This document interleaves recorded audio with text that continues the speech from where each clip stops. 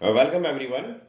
इस वीडियो में हम जो डिस्कस करेंगे वो एक्विजिशन के बारे में करेंगे कि कोई भी एक स्टेट यानी स्टेट से मतलब कंट्री, कोई भी एक कंट्री है वो किसी के जो दूसरा कंट्री का पार्ट है या कुछ और कोई भी एक पर्टिकुलर टेरिटरी है तो उसको एक्वायर करता है तो उसके क्या क्या तरीके हो सकते हैं, means the modes of the acquisition. तो जो फर्स्ट होता है वो होता है ऑक्यूपेशन। ऑक्यूपेशन में क्या होता है कि पीसफुली एक्विजिशन हो रहा है। पीसफुली एक्विजिशन का मतलब ये है कि कोई पार्ट है जिसपे किसी का कोई कब्जा नहीं है, उस पर कोई नहीं रहता, कोई भी कंट्री अपना अधिकार नहीं बताती है, उसको किसी के उसके कंट्रोल में नहीं है। अगर वो पार्ट लिया जाता है पीसफुली तो दैट इज कॉल्ड ऑक्यूपेशन, यानी sovereignty should be properly established. अब इसमें एक केस हुआ था जो इसका जो एग्जांपल अपन दे सकते हैं वो है ईस्ट ग्रीनलैंड 1933 में। सेकंड आता है प्रेस्क्रिप्शन।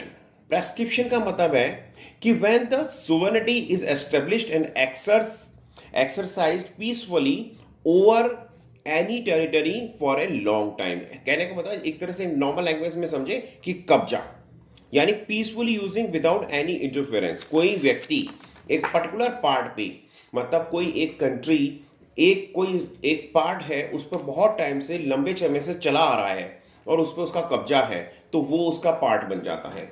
यानी कंडीशंस क्या रहेंगी उसकी कि पीसफुल होना चाहिए एंड अनडिस्टर्ब पोजीशन होना चाहिए और मस्ट बी कॉन्टिन्यूस पोजीशन, लंबे समय तक उसका पोजीशन रहा हो, और position must be proper and for a long time, तरीके से किया हुआ पोजीशन हो और लंबे समय से उसका पोजीशन हो। जो है एग्जांपल अपन पमास द्वीप केस का दे सकते हैं। नेक्स्ट है एक्रीशन। एक्रीशन में क्या होता है कि जैसे due to change by flood और एनी अदर मीन्स, जैसे अब ये दो तरह का हो सकता है, मैन मेड भी हो सकता है, नेचुरल। यानी जैसे नदी है, अपन कहते हैं कि पर्टिकुलर इस नदी के किनारे इस इधर वाला जो होगा ये पर्टिकुलर ये वाला कंट्री होगा और नदी के उधर वाला उस कंट्री के अंडर में आएगा। अब किसी कारणवश मान लो फ्लड आता है या कुछ और प्रॉब्लम होती है और नदी का बहाव चेंज हो जाता है। अब ये बहाव कैसे भी हो सकता है, अपन मैन मेड मान लिया व्यक्ति विशेष, मतलब कोई पर्टिकुलर कंट्री करवा देता उसको, या नेचुरल वे में हो जाता है उसका बहाव। तो वो जो पार्ट है वो अगर बहाव के इधर वाला उधर वाला जो पार्ट था, मतलब बैक दूसरी साइड वाला, वो इस साइड में आ जाता है तो वो स्टेट टेरिटरी उसके कंट्रोल में आ जाएगी जो दूसरा स्टेट में आ गई।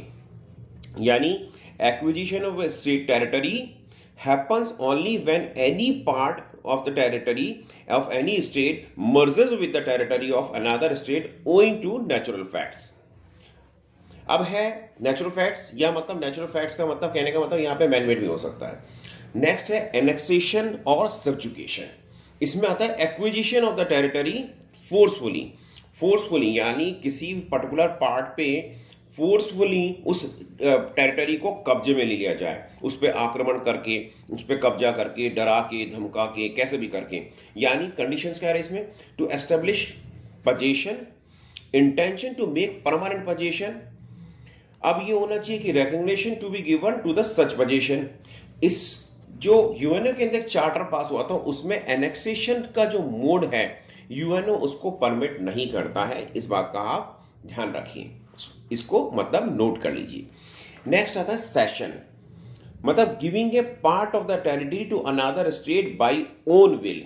यानी जैसे दो कंट्रीज हैं वो आपस में बैठ गए और उनके बीच में एग्रीमेंट हो गया, एग्जीक्यूट कर लिया उन्हें एग्रीमेंट को कि भाई ये वाला पार्ट मैं तेरे को दे रहा हूं और आज के बाद में इस पे तेरा अधिकार रहेगा, तेरे नॉर्म्स चलेंगे, तेरा जो भी रूल्स एंड रेगुलेशंस चलेंगे, तुम इसको कंट्रोल करोगे।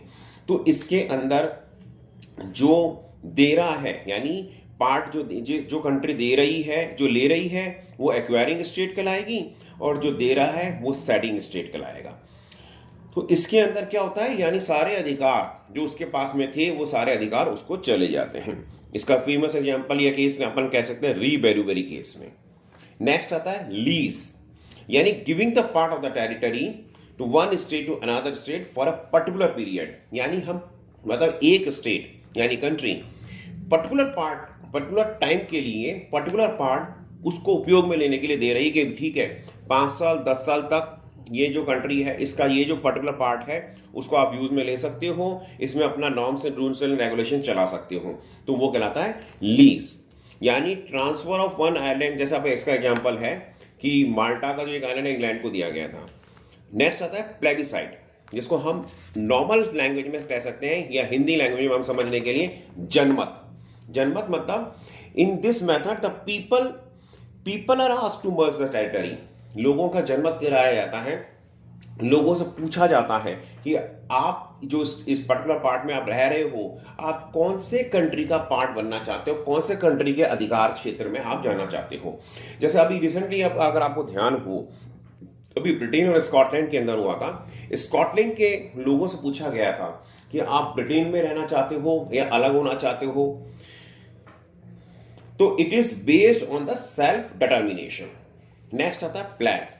प्लेस का मतलब है acquisition of the territory in exchange of the wealth, यानी पैसा देकर के एक कंट्री ने पैसा दिया और दे दिया कि ये पैसा ले पकड़ो, और दूसरी एक कंट्री ने दे दिया पैसा और जिसने पैसा लिया उसने उस पर्टिकुलर पार्ट को छोड़ दिया अपना अधिकार क्षेत्र, यानी जिसने पैसा दिया है उसका अधिकार क्षेत्र अब उस पर्टिकुलर पार्ट पे हो गया। Means one state gives money to another state to acquire particular part of the territory. Example इसका अपन देते हैं करिस्का आइलैंड 1768 का। एंड नेक्स्ट आता है अवॉर्ड। अवॉर्ड मतलब होता है acquisition of the territory by award, means through the awards of the international court, यानी इंटरनेशनल कोर्ट्स और ट्रिब्यूनल्स। यानी कोई भी केस चला या इंटरनेशनल कोर्ट के अंदर गया और वहाँ पे एक इंटरनेशनल कोर्ट ने डिसाइड किया, ट्रिब्यूनल ने डिसाइड किया, कमीशन ने डिसाइड किया कि ये वाला पार्ट इस कंट्री में रहेगा और ये वाला पार्ट उस कंट्री में रहेगा, तो उसको क्या। अच्छा, इसमें मैं एक और बात बताऊंगा कि जितने भी ये तरीके हैं एक्विजिशन के, इनमें सभी के अंदर किसी एक कंट्री का प्रॉफिट होगा और दूसरे कंट्री का लॉस होगा। यानी एक का लॉस होगा जब भी दूसरे का प्रॉफिट हुआ, या दूसरे का प्रॉफिट जब होगा जब एक का लॉस हुआ। लेकिन सिर्फ एक जो इसमें है मोड, वो वाला जो मोड है, यानी जो फर्स्ट हमने आपको एक्सप्लेन किया था, जो फर्स्ट मोड में कि जिसके अंदर ऑक्यूपेशन के अंदर किसी मतलब प्रॉफिट तो हुआ लेकिन दूसरी वाली कंट्री का लॉस नहीं हुआ, क्योंकि उस पर्टिकुलर पार्ट पे किसी का अधिकार था ही नहीं, तो लॉस होने का सवाल ही पैदा नहीं होता।